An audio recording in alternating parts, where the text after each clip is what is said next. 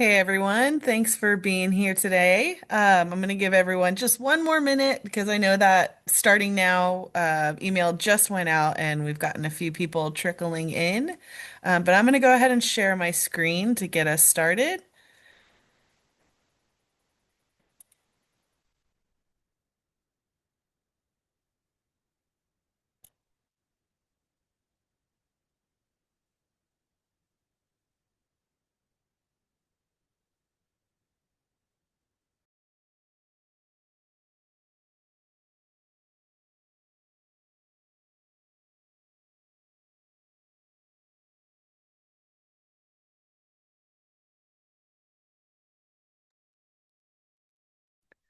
All right, I'm going to go ahead and get it going so we can get you out on time on your Monday.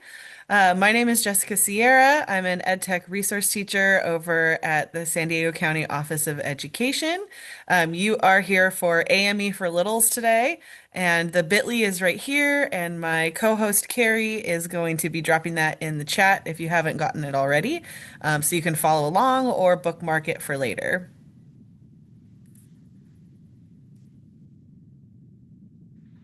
Before we get going, I just wanted to share our EdTech calendar of events. We're about halfway through the school year, so we still have a lot more coming as far as PD and virtual trainings. The next one coming up next week is our AI series, and in this one, we're going to be covering just a whole bunch of useful apps. So we're calling it App Slam. We'll have a whole bunch of stuff there for you guys to check out. Another one you guys might find useful later on in February is our Back to Basics. This is where we cover everything out of the Google Suite. So we've done slides, docs, all kinds of stuff. And now oh, sorry, this one is slides. We've done docs, sheets, Google Classroom, and this one will be presentations using slides. And then you can see there's a bunch more coming up in February. It's a pretty busy month for us. I just linked the things I thought maybe early ed teachers would be interested in, but maybe you serve other grades as well. There's more for you to check out, and these are all free. Most of them after school and virtual, except for these Experience, Create, Facilitate PDs, which are in-person 2-day trainings if you're interested in something a little bit longer and more in depth. All right. Also, if you've been coming to any of our other trainings, you can earn some professional learning credits through University of San Diego by attending some of our trainings. The process is down here. Basically, just register at this link, attend these sessions live.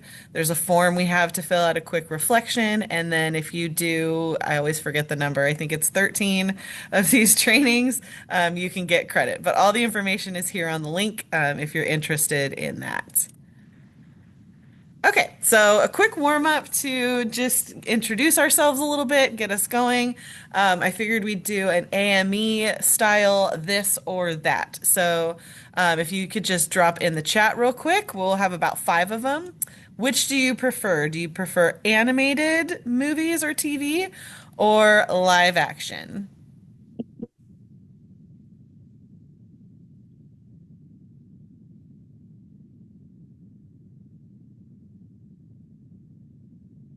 All right, some live action folks.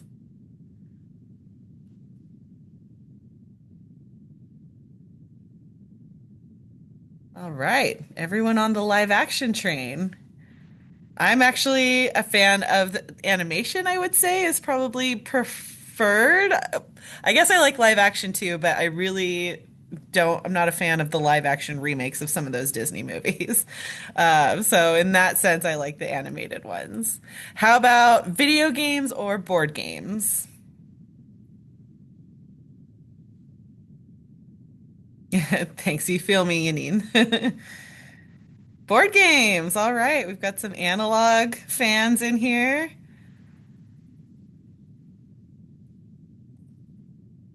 I will say I'm probably more of a fan of the board games as well.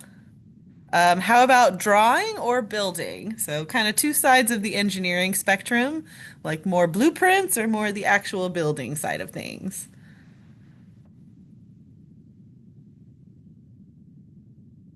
Okay, this one's a little more of a mixed bag. And as far as music, do you prefer things without lyrics, like instrumentals or beats, or music with singing?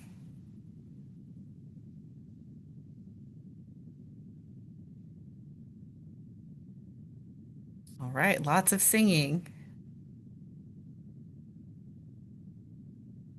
I'm a little torn on this one too. When I'm working or trying to focus, I really like, I'm sure you guys have seen those like lo-fi beats channels on YouTube where it's just some like jazzy music in the background without singing that might distract me. But if I'm in the car, I'm listening to the lyrics, maybe singing along.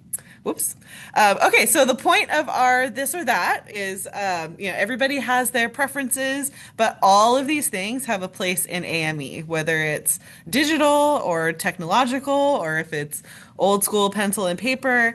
Everything has a place in AME, and especially with our littles, it's always a juggle to find out what's going to suit them best. Is it the tech tool? Is it the analog kind of offline activities? And there's always a place for both. So thanks for participating in that. All right, so for this session, we'll go through really quickly what is AME, what does that mean? And then we'll go through three different sort of spheres of AME.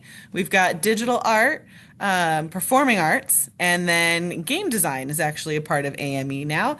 And I'll leave you with some resources kind of sprinkled throughout. Okay, so what is AME? It stands for, at its core, arts, media, and entertainment. That's what makes up the A, the M, and the E. It is a career technical education. It's considered career tech or CTE. And there are standards that are relatively new for California, but they're really interesting. And this document, although it's geared towards high school, really breaks down AME in an interesting way. It's got some great graphics that describe what is part of AME, why AME is important. And even though some of the standards that they link to academically are like 11th and 12th grade, it's pretty easy to make those connections if you bring it down to an elementary level. So it's a nice starting point if you're wondering how this connects to maybe a general ed classroom and not specifically an art classroom. Or if you're in an art classroom, how that can connect to some of the things they're learning in general ed. Some of the skills that kids can learn in AME, aside from the artistic skills or the technical skills, it's probably one of the greatest cross-disciplinary types of modalities, types of subjects, because there's just so many skills involved. It has to be project-based because these are long-term things that they're working on. They're constantly varying different types of artistic expressions, which is really fun. It also promotes teamwork, communication, creative thinking. It can be an individual sport, but a lot of times, especially when we get into things like video production or podcasting, those are things they're going to have to use. They're going to have to work with other people for other students. So it's an interesting way to be creative and build those communication skills.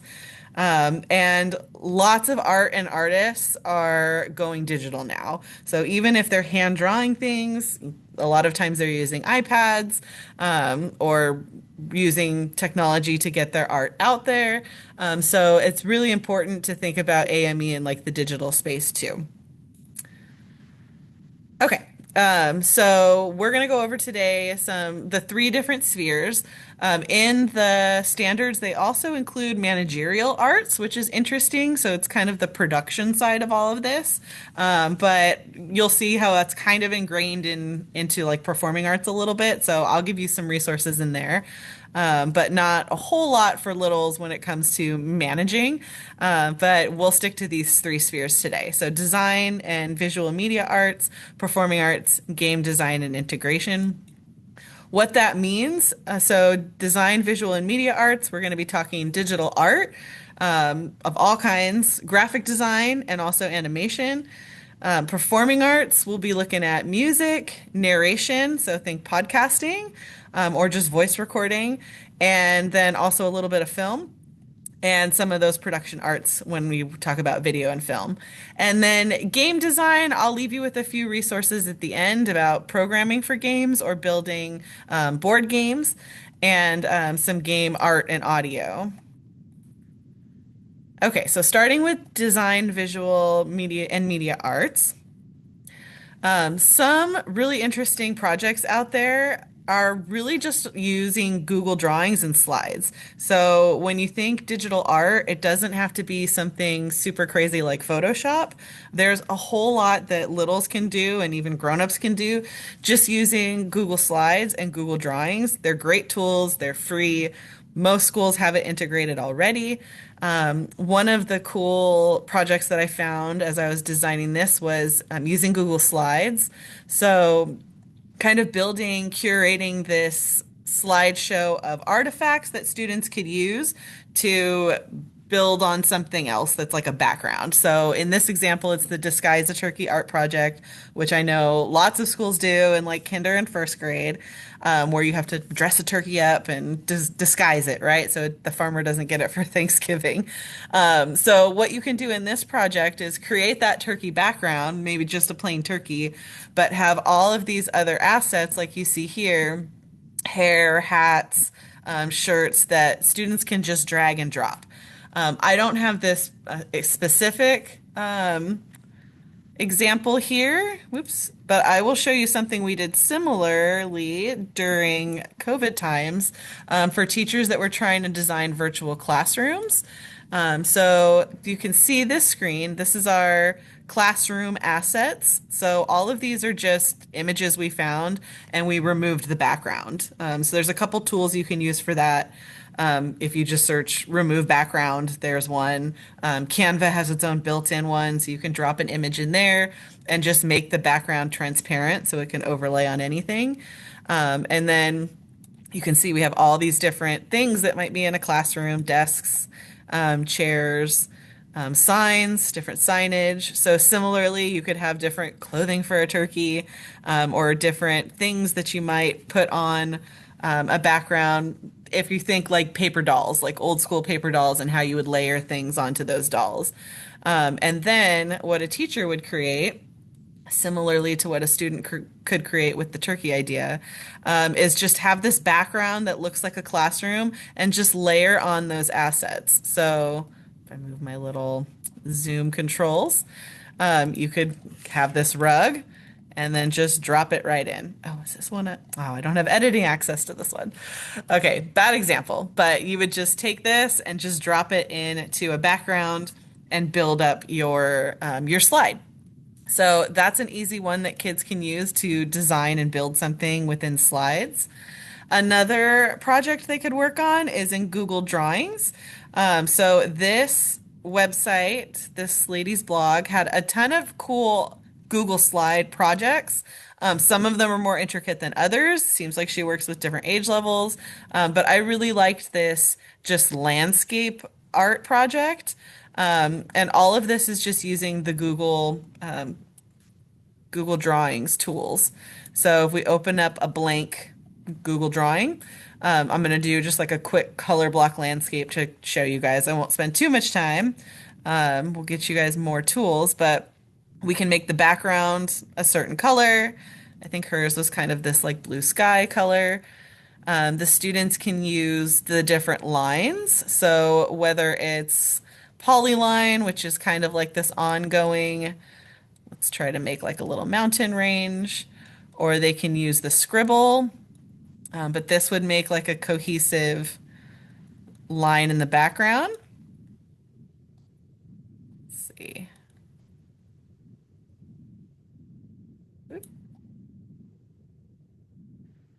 And of course, this isn't working great for me right now. Um, but you get the idea. They can draw with that and they can create different blocks or shapes. Let's try shapes. To maybe make like a sun and then use that filled in. And then they can create different colors and layer things on so that it ends up something like this. You can also teach them to drag in clip art using the search tool up here so they can insert different images that they search for. Let's find the deer one. And we can say deer clip art and drop in an animal,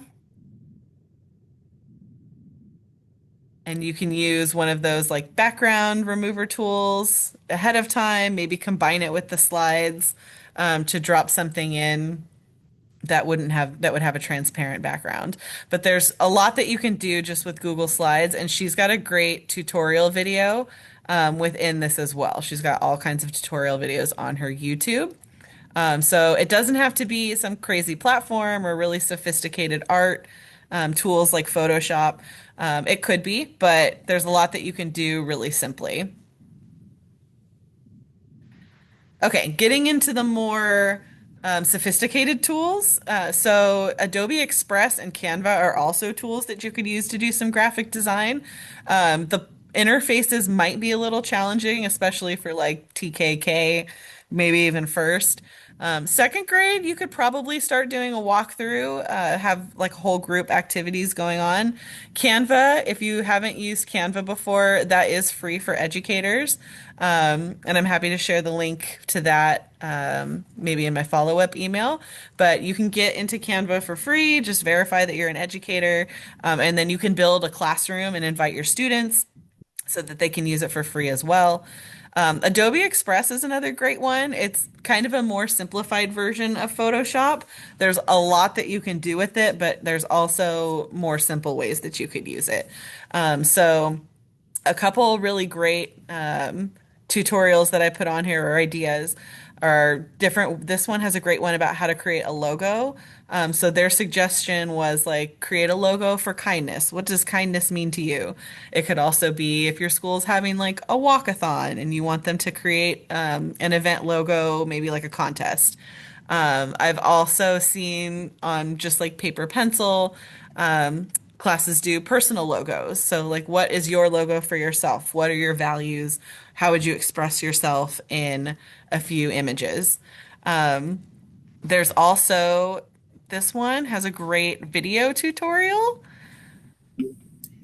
where she covers a fifth grade project and a first grade project. This first grade project is really cute. It's like a winter scene that they build all using the drawing tool in Adobe Express. Let me try to pull up my Express real quick and see if I can show you guys this. Let me stop sharing. I think it's just stuck on my window.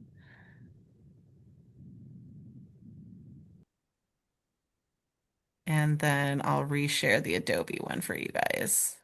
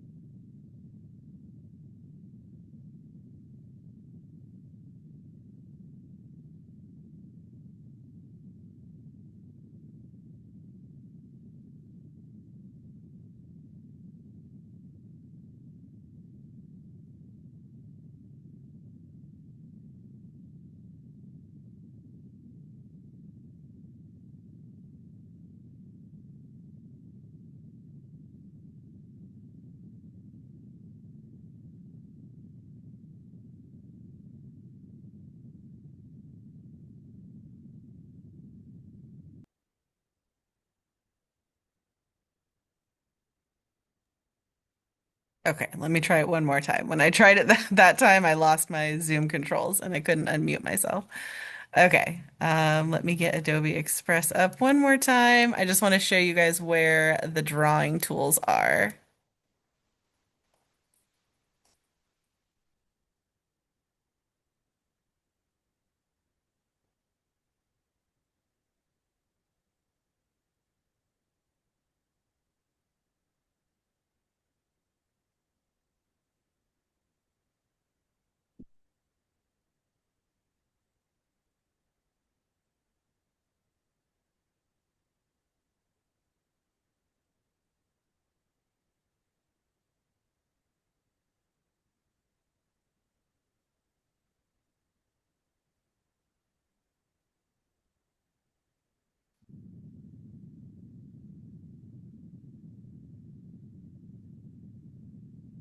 Okay.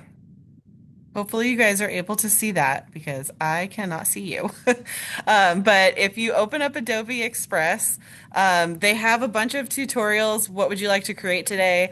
I had put that I'm a student, so this is what your students would see. Um, and they have some tutorials and stuff set up for the students, like this make a logo one, infographics.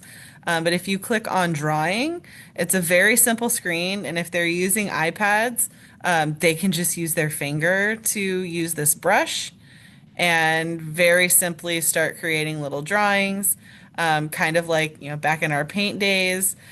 So they can make all kinds of stuff, different colors, different types of brushes. And then in her tutorial, she just walks through um, a winter scene. So you can follow her tutorial and kind of t make it your own from there. Okay, let me get my slides back up for you.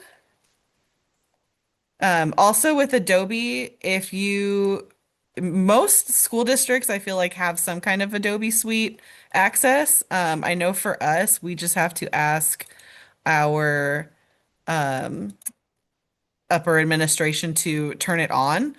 So we have the whole Adobe Suite. We just have to request certain apps be turned on. Okay.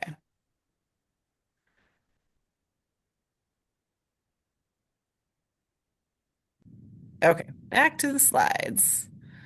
So those are really easy digital media, digital art tools that most people have some kind of access to. Also, Adobe Express has these creative challenges they put out every once in a while. So if you're looking for a place to start, maybe try one of those creative challenges with your students. Okay, some apps for animation. These are really fun. Chatterpix, if you've never tried Chatterpix, kids love it. It's an iPad app, so you would need to use an iPad. It's about 30-second videos or 30-second animations where they can make basically any kind of picture talk. So I'll show you just a 30-second video that they have so you can get an idea. But it's as simple as giving them a picture of something or letting them take a picture of something, draw a line for the mouth, and then they record their voice speaking over it, and it animates them talking.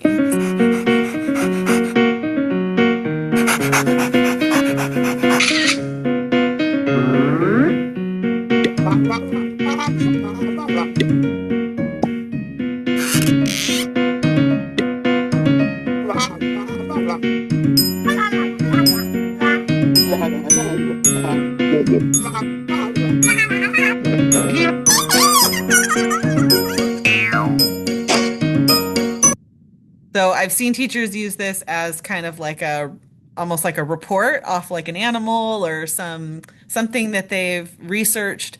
They can make a quick 30-second report telling a few things about that thing, with like a silly flamingo moving its mouth with their voice coming out. So it's just a cute way to have them show their learning in a different way. Quiver Vision is sort of an animation. I threw this in here because it's one of like my favorite tools. It's a free app, but it is device specific. So meaning if okay, it's a free app. Some coloring pages you do have to pay for the come to life version of it. And if you pay for the subscription, it's tied to a device. So you wouldn't be able to use like 20 different devices, 20 different iPads with this on it, but all the students can have their own coloring page and then just have one iPad with the app on it to make images come to life. This uses augmented reality and it's interactive, so it's pretty fun. And the state parks, the more academic coloring pages are free. It's just some of the other kind of character-driven ones that you have to pay for. So this is a video of the butterfly life cycle, very common science theme in those early grades. So they would color it in while you guys learn about the life cycle, and then use your Quiver Vision app to scan the page, and then as you look through the iPad or the phone screen, you can see their drawings pop off the page, fly around. Monarch butterflies are perhaps the most It might well-known talk and to you a little beloved bit. The butterfly state parks one will species tell you in North different America. information about the different animals they're viewing. So it's just really fun. Kids love seeing something that they colored come to life. It's really unique. It's like personal to them. So that's a really fun one.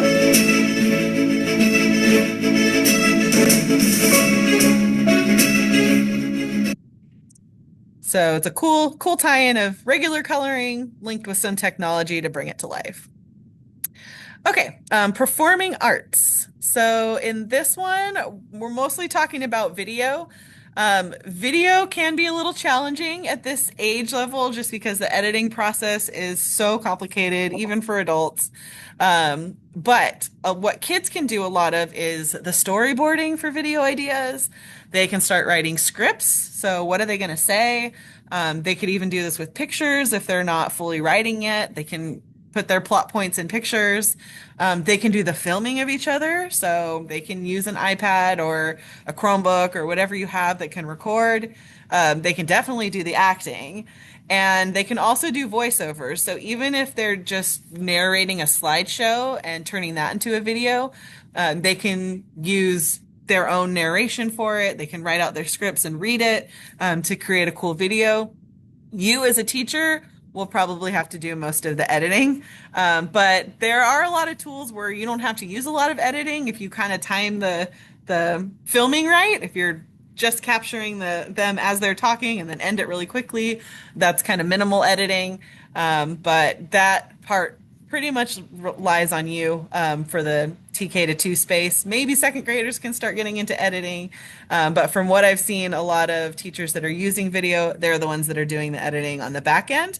But a lot of the heavy lifting is done by the kids. Some project ideas that are really fun are how-to videos. So getting them to explain how a process works step by step. That is one of those early education standards. So instead of just presenting it, maybe they can make a quick movie about it. Book talks are really fun. I used to do this all the time with my middle school and high schoolers, but I would love to hear a book talk by a TK kid of a book that they read and why they love that story. Maybe retelling some of the story to help them with those sequencing skills.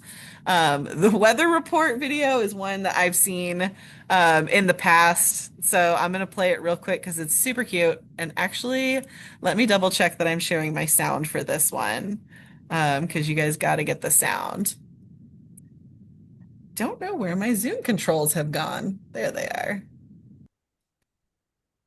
Okay, so let me try this one more time to make sure I have my sound going because it is just hilarious. Okay, here we go.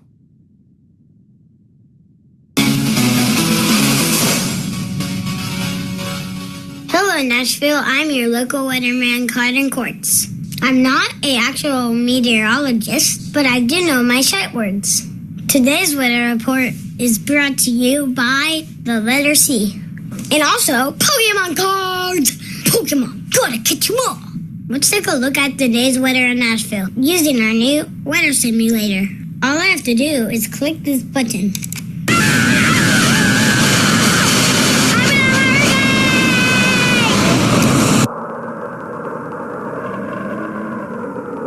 So cold. Is there something behind me?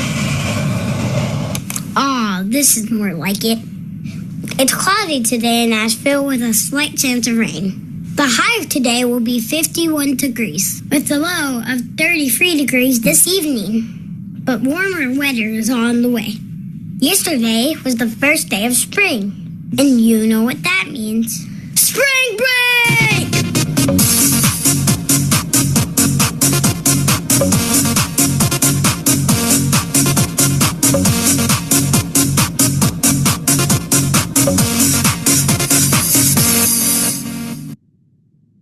This has been your Waverly Belmont Weather Report.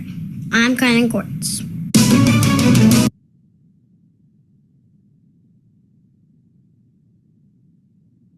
Unmute myself. Definitely doing some acting. Maybe someone's doing some filming in the background. And I'm assuming a parent or a teacher did some of the editing.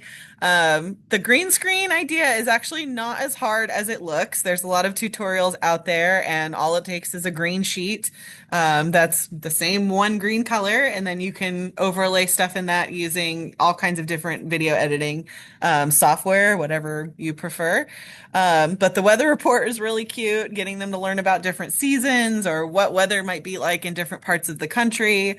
You could also do things like school updates. There's a great teacher at what is the name of the school? Benchley Weingart in San Diego Unified that has her kindergarten students do the school updates. So they have to tell the school about different events that are coming up, things like the weather, and different kind of reports. And they do all the writing, the filming, the acting. She does the editing in Adobe Express, but super cute idea. And then there's a lot more that are linked here. Video editing tools for you guys as educators. Canva is one of my favorites. In addition to working with littles, I also teach some drone videography labs here. And we used to use all kinds of different tools that were, paid professional tools. But honestly, Canva does a really good job. And so I've just been using that lately because it's really accessible for kids, but also really accessible for people who aren't used to video editing software. They have music built right in, so you don't have to search somewhere else for the music. You can just do all of it in-house in Canva. So that's a great tool if you're already using Canva. iMovie and Clipchamp are also free tools depending what tech you have. So if you're on a Mac, iMovie. If you're on a Windows device, Clipchamp is also free. And then there's Adobe Express, which is great too if you have access to that Adobe suite. I also linked this free music archive. So if you aren't using Canva or something that has built-in royalty-free music, if you plan to post it on like YouTube or something public-facing for parents, they will take it down if you have any kind of popular music or things that are copyrighted. But this free music archive has a ton of great music of all different genres that you can use that are copyright-free. Stop motion studio is another really interesting one I've seen third graders use, so a little bit out of our TK-2 range.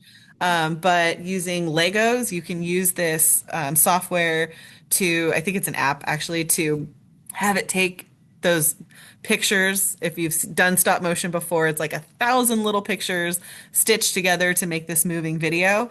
And so Stop Motion Studio is really good for that. It does cost money though, so that's not a free one. And then if you're looking for ideas for projects or how to use those green screens, these are some great articles that can kind of walk you through that. Okay, so podcasting. So, podcasting is one of my favorite things to do with littles. It is so cute, and families love to get these little sound bites back. We've used it before for community engagement. So, we did like a Veterans Day project where a kindergarten class interviewed a veteran. There are different like techniques to working with different age levels. But for kinder, we did like a whole group, kind of just recorded the whole interview. With first grade, we've done peer interviews. So think like that All About Me project, but one-on-one with peers, and they're just asking each other questions and recording. And also you could think about research reports. So similar to the video, but just in an audio form. And also narration, just narrating something is an AME skill. So think like those kids that are practicing reading. You could have a whole audiobook collection by the end of the year with just them reading their favorite book, practicing their reading, and then leaving it on like a slide for students to go in and listen to their peers read different audiobooks. I've seen teachers use it for sight words. So having students like listen to something, say the word back, listen to themselves saying the sight words. All of that stuff just reinforces their learning. Also retelling stories. So you think of like a podcast where they're just talking about their favorite stories and kind of forces them into retelling what that storyline was about. This is one of the pilots we did when we were getting into podcasting with littles. And this is my daughter talking about flamingos. But I'll let you guys listen to that if you'd like. It'll show you what a 4-year-old's podcasting skills are. We always say TK is good for about like two sentences and then they're done. Kindergarten, first grade kind of builds their stamina as they go for longer and longer podcasts. Some other reasons I love podcasts are it hits speaking and listening standards in every grade from TK to 2. There's somewhere in there where they need to ask questions or listen to something or speak audibly. So it's really, really standards driven. A couple tools that you can use. Audio Mask works great on Chromebooks, and that one is free. There's not a lot of editing capabilities, so that's really just pressing play and recording, which you could also use any voice recorder app that you have on your iPad or on your device for. Almost every device comes with some kind of voice recorder.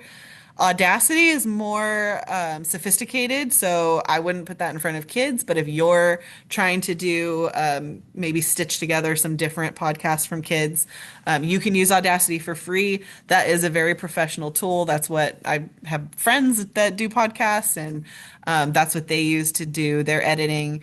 But it is free, so that's nice. And then GarageBand is another iPad app that's also free. If you're looking for more information about podcasting, last year we did a whole webinar about just podcasting. So you can check out that on our YouTube channel if you want more information about that. And then music, I would defer to the music teachers, but one really cool ed tech tool for music, if you're just looking to have them play around with how to create different sounds, is Chrome Music Lab. I love showing people this tool because love it. There's all kinds of different kind of labs that you can do in here. This one, I'm not sure if I can do it. Yes, there we go. We use iPads, so they're using their finger to create different sounds. There's also the song maker where they can just click different kind of boxes and then it plays.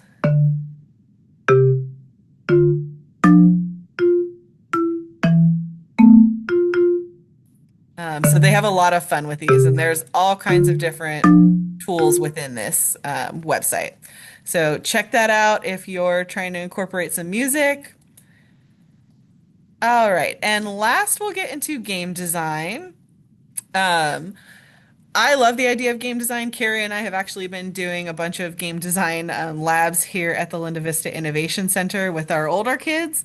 It's besides being really fun and just like a cool skill, we do a lot of video game design with older students that want to make video games. The academic skills that go into designing a game are really robust. Like you need to know math, you need to know logic. How are these things going to play out? There's the students that are really into art, love designing the characters, love designing the backgrounds. So what I went into thinking we would show students how to design a video game. I liked the coding aspect of it. It was really surprising for me to see all the other peripheral skills that they can build using games.